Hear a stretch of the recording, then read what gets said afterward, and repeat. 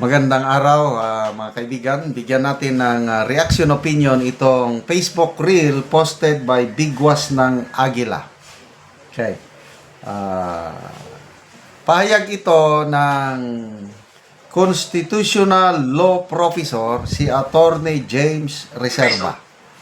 Nagbigay siya ng reaksyon doon sa pagtutol, reklamo, batikos ni Senator Soto sa naging desisyon ng Korte Suprema na final na ibinasura ang impeachment case laban kay BP Sara. Nakalagay lang dito, he is not the proper party to say it. He is not a law student. He is not a law professor. Not so palpal. Di ba? Nabulaga. Kasi sinasabi niya doon na it's a sad day for law students and law professor. Itong si Attorney James Reserva, sabi niya na maraming nag-text sa akin, mga estudyante ko. Sabi ng mga estudyante, hindi naman kami malungkot, masaya nga kami. O bakit? Itong si Senator Soto, pinangungunahan niya ang mga law student and law professor na hindi naman siya estudyante, hindi naman siya professor. Di nakarinig siya ng manghang na salita. Pakinggan natin na. He is not the proper party to say it. First, he is not a law student. Second, he is not a law professor. Yung sad feeling kasi, personal yan. Now, nakakatawa kasi yung comment niya, may nagko-comment na who happens to be my student in Constitutional Law 1, Law 2, Constitutional Law Review. Sabi niya, hindi naman kami sad. So, at saka, kita mo yung mga comments doon, talagang adverse sa kanya. Hindi naman pwede yung ganon kasi kung i-insist yung theory niya, siya din, pwede rin ma-accuse ng legislative overreach. Yung judicial overreach kasi, kung yan subjective yan. Depende yan kung ayaw mo yung ginagawa ng Supreme Court, na ang Supreme Court ay final arbiter of all constitutional issues. Kasi pag wala tayong arbiter, kanya-kanya tayong interpretasyon, maging anarchy yung ating bansa. Yes. Kaya may stabilizer dito. Ito yung yan ang role ng Supreme Court. Kaya nga, the supremacy of the Constitution ay ginagampanan niya ng Supreme Court. Yes. Kaya nga, when the Supreme Court will allocate and mediate constitutional boundaries, what it asserts is not its own superiority, but what it asserts is the supremacy of the Constitution. Wow. Sila yung guardian ng Constitution. Wow. So, yun ang interpretasyon nila. Ngayon, with all due respect, Senator Soto is my fraternity brother Mason yan. Masabi ko lang, parang off-tangent yung sabihin niya na sad day kasi he has never been a law student and he has never been a law professor. Pero, Huwag kang magsalita para sa mga grupo na hindi ka naman kabilang. Yun ang, although very diplomatic, itong si Attorney James Reserva, with all due respect. Brother ko yan sa Mason, sabi niya. Off-tangent. Anong ibig sabihin ng off-tangent? Wala sa lugar. Huwag kang magsalita. Una yung, it's a sad day for law students and law professors.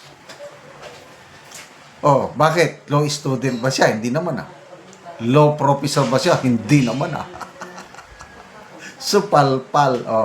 Again, kini-question niya yung decision ng Supreme Court. Kung lahat na lang i-question, tanggalin nyo na lang ang Supreme Court. Kaya agree ako dito sa sinabi ni Attorney James Reserva na there should be one final arbiter. Kasi kanya-kanyang interpretasyon talaga yan Ganyan ang batas, ang daming interpretasyon. So kung walang arbiter, walang referee, ay magkakaroon ng anarchy. Kapareha sa boxing or sa basketball, di ba? May mga referee yan. Kasi kung walang referee, magkakagulo. Kaya ang referee pagdating sa constitutional matters, Supreme Court, once na nagdesisyon na sila, we have no choice but to accept and respect and obey. Kaya believe ako kay Senator Lacson. Ganyan ang taong, ano ba yon? How do I call it? Very responsible. Kasi sabi niya, whether you like it or not, we must respect, obey the Supreme Court decision. Yung kanyang kaibigan, grabing kanyang reklamo. Hindi niya talaga matanggap-tanggap. Sinasabi niya na nagkaroon ng judicial overreach. Subjective yan, sabi ng law professor. Depende sa iyong pananaw, subjective nga So yung sinasabi rin niya na nakialam ang Supreme Court.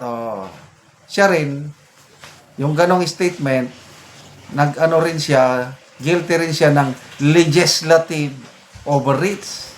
Bakit niya pinapakialaman ang trabaho ng mga maestrado? So, again, akala ko meron siyang background sa law. Wala pala Dahil ang kurso niya, AB, Bachelor of Arts in English. Bakit ka?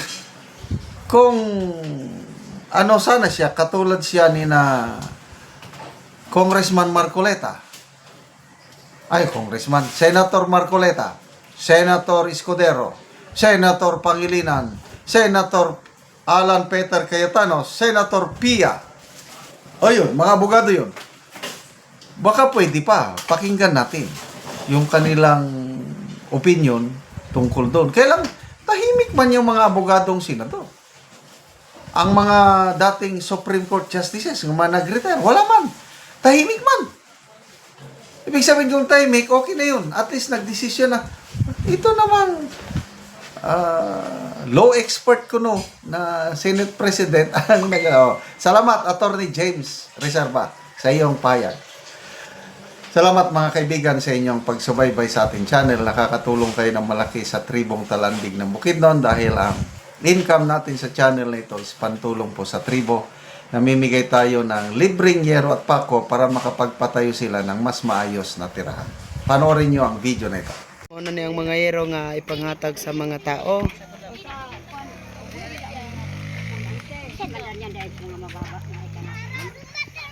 So, muna ni silang anti ang matagaan. Ang matagaan, salamat kaayo. Sobra salamat sa pinasukan.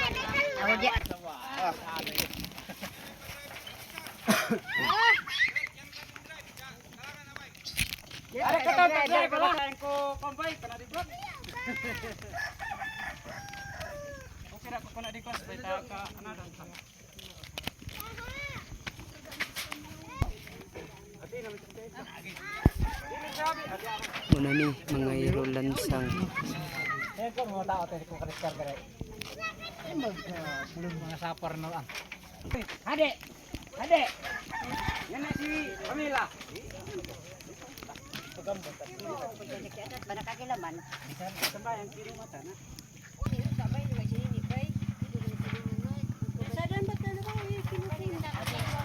Wala dangkon.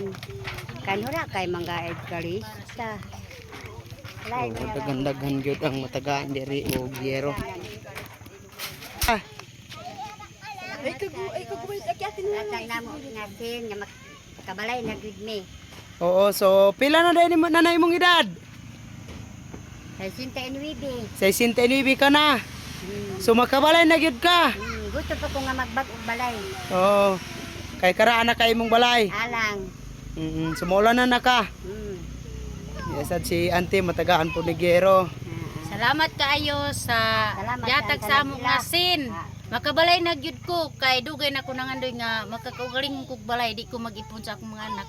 makabalay na gid ko daghan gid kay salamat Mm. sa mga tawo nga gihatag sa amo sa Ginoo nga may magka Tas ano ipinabuhi pa Hatag sa sa ila Mm. para Si Ate Sad taga Anogero. Sa ang ako makasulti, salamat kayo sa nagatag ani kay makarefer ko sa akong balay kay nakabalik ko sa uno.